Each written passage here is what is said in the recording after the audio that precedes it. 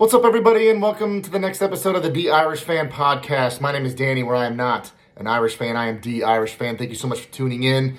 We are going to talk about the dominant, and I use that word very deliberately, the dominant win versus Pittsburgh, a ranked Pittsburgh team on the road. Before I do that, please do me a huge favor. Please like or share or comment or subscribe or all the above. And click the notification bell so that every time I post an episode, you know that your boy is going to talk Notre Dame football.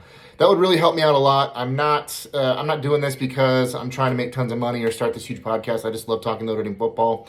I'm a fan, and I want everyone who is a fan to be able to get a fan's perspective on what's going on and how the game went. We have a lot of the pundits. We have a lot of the people who have the inside track, who have contacts within the program and all that stuff.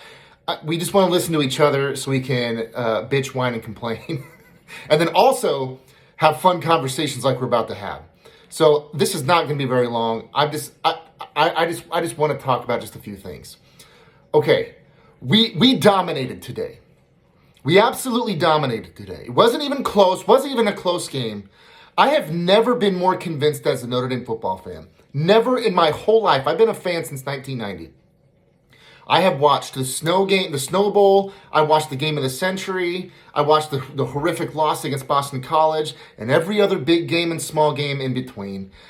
I have never been more convinced in my entire life that ESPN or the ACC or a combination of both does everything they possibly can to minimize Notre Dame and what they do on the field. Everything they possibly can. At one point in time in this game, Jesse Palmer, who's the color commentator today, said that Pittsburgh's defense was playing lights out. He actually said those exact words. They were playing lights out defense, and he said that after Notre Dame had driven the ball all the way down the field, got stopped on the 1 yard line because we made a stupid play call, and missed a field goal. The game at that point in time, it should have been 24-3.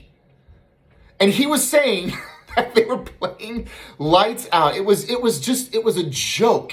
It was an absolute joke. And then at the end of the half, where I don't know what we're calling, I don't know why, but we decided to throw it. We decided to throw it. Instead of just take a knee, you're up by 1,000,000 points. Just take a knee or run the football and go into the half, and you're up 21-3 at that point. So we had 17 seconds left. Just why are we throwing the ball? I don't know. But we decide to. We get sacked. CJ Carr, he kind of fumbles the ball, comes down. He clearly has it. And, I don't know what people were watching because, Tressator, who was calling the game with Jesse Palmer, was like, oh, he fumbled the ball. That ball is out. And he's just making a huge deal out of this. And I'm like, what is going on? He kind of fumbled the ball a little bit. He fell down. He has it in his hand. And he's kind of laying there. And the Pitt defender kind of tries to slap it out of his hand at the just being a douche. Tries to slap it out of his hand. There's a little scuffle. There's a flag thrown on both teams. It was everything they could do to try and pull some kind of controversy out of this game, or try and make it a little bit more compelling to watch, even though it wasn't, because it was a beatdown. It was a total and complete beatdown from second. We stopped them on 4th down on their first drive. We go right down the field. Jeremiah Love has another sick run for a touchdown. We do a pick six, 14-0. The game is over. It is over.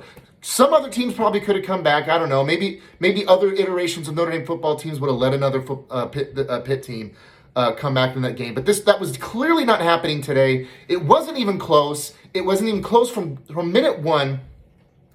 And these announcers did absolutely everything they could to make it look like Notre Dame was just not that good, or minimizing the actual spread. Or Jesse Palmer actually makes a comment, hey, what's the spread at the very end of the game, when Narduzzi, instead, most coaches, you take a knee, you run the ball or a couple of times, you let this game kind of fizzle away because the game is over. A touchdown does nothing.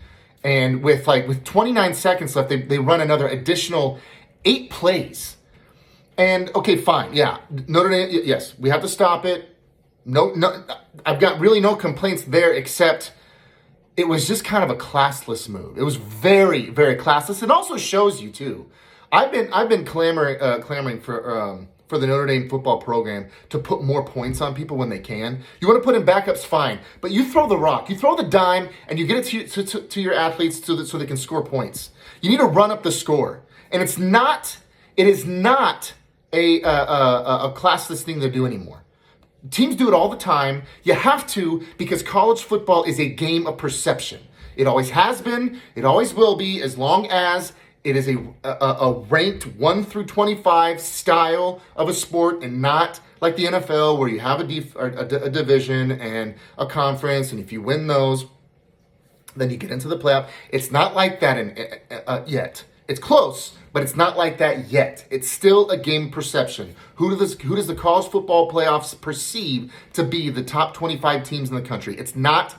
That's where it is. That's where it always has been. That's where it always will be. And as long as it's going to be that way, if you can put a team away 45-0 or a half a honey and a goose egg, you do it. And today is just proof positive that you need to do that, because you're going to play guys like Narduzzi, who's a classless douche, who's just going to get a touchdown there at the end for no reason other than for his pride and to keep the score down and make it look like it was a little bit closer than it was. It wasn't. I am here to tell you this game was not close.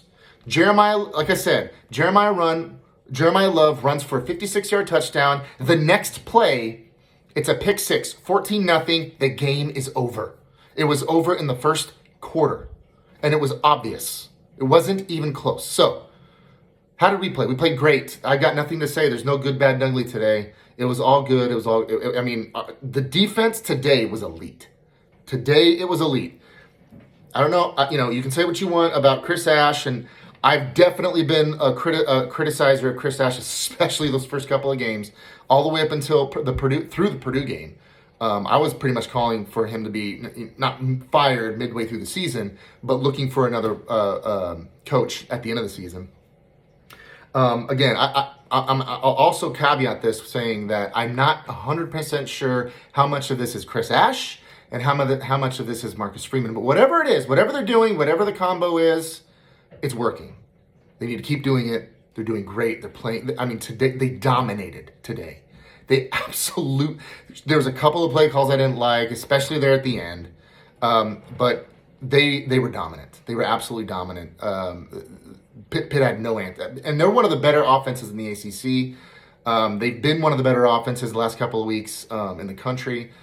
That was a legit offense, a legit good offense, and we absolutely shut them down. And there's been a couple of games now where we played good offenses, and the defenses played elite. So they played elite today. That was great. One more thing before I go. We need to give serious consideration if we aren't or haven't. Again, I have no insight, and people that do have an insight, I don't know if they're even talking about this or even thinking about it. They're certainly not talking about it on their podcasts. But we need to give serious consideration leading the ACC. This agreement that we have where we're partially in, we play 5 games and the rest of our athletics are a part of the ACC. Notre Dame has got to lead the ACC. We have to. It's starting to hurt us now. And today was proof positive. Today was a game where the officiating again, let me say it again. The officiating again kept the opposing team. This was a dominant win, but they kept them, just around, just there. That score at the end of the game, there was more yards given to Pittsburgh on that last drive by the officials than they actually gained. 2 horrible. One in like, I guess in there was one where I think it was number 19.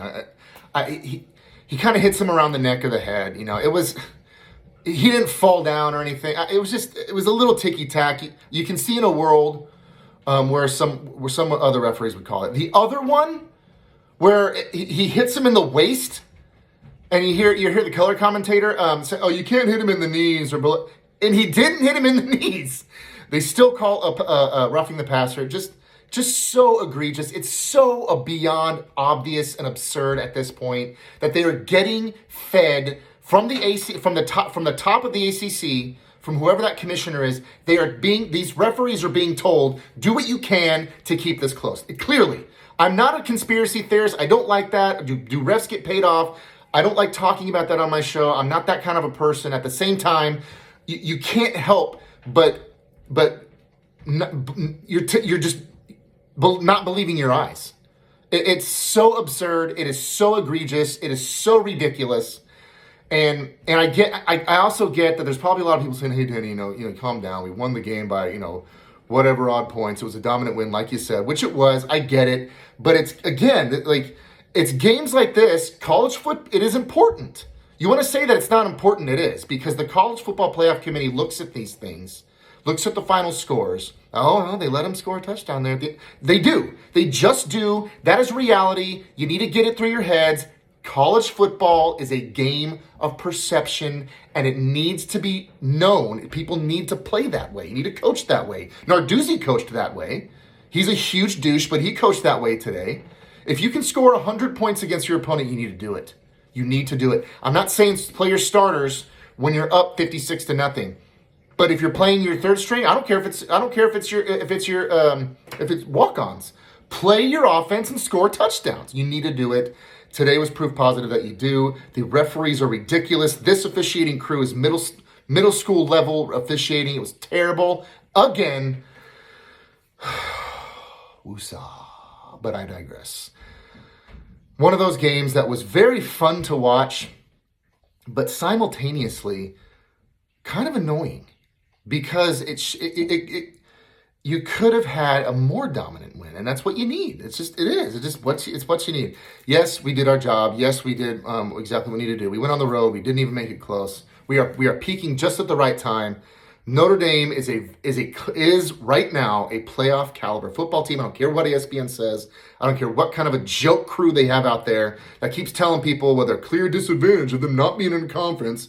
Which I've already given I've already made a podcast about Notre Dame not being in a conference. And if you want to listen to that, please go back in my history. I've got it in there. It is.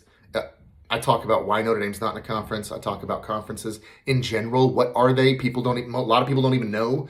There's people who have grown up their entire lives that are just pissed off at Notre Dame because they're not in a conference. They have no idea why. They have no context. They have no idea that teams like Penn State and Miami won national titles as independents as early as the 80s, or as late as the 80s. This wasn't a thing back in the 1940s or 30s. So a lot of people don't know that. A lot of Big Ten people don't know that. A lot of Penn State fans don't know that. But anyway, I digress. It's just one of those things where it's just really annoying how every single week I get that they have to have talking points. It's their job. That's what they're supposed to do. But it's so tired. I'm just so over. I'm so sick of it. There's going to be 7 teams that are not conference champions every single year in the college football playoff. 7. And they also kept saying how many times that Notre Dame had 2 losses. Well, Notre Dame had lost those 2 games. There were 8 teams in the playoff last year with at least 2 losses. 8 teams. 8 teams last year had 2 losses. Your national title winner didn't play in a conference championship game, didn't win their conference, had 2 losses. Shut up. Shut up. I'm going to keep saying it every single time I watch a game, and I keep hearing these fools talk about Notre Dame not being in a conference, listen to Notre Dame having 2 losses. It's stupid. Find another talking point. Get more creative. Do your jobs. You're not. That's going to be it for the Irish Fan Podcast today. Thank you so much for listening. I love you guys. Go Irish. Beat. Who do we got next? We got Syracuse next. Senior day. Beat Syracuse. Beat the Orange. And then finish out this year right as we go into the playoff, because we belong there. Love you guys. Peace out.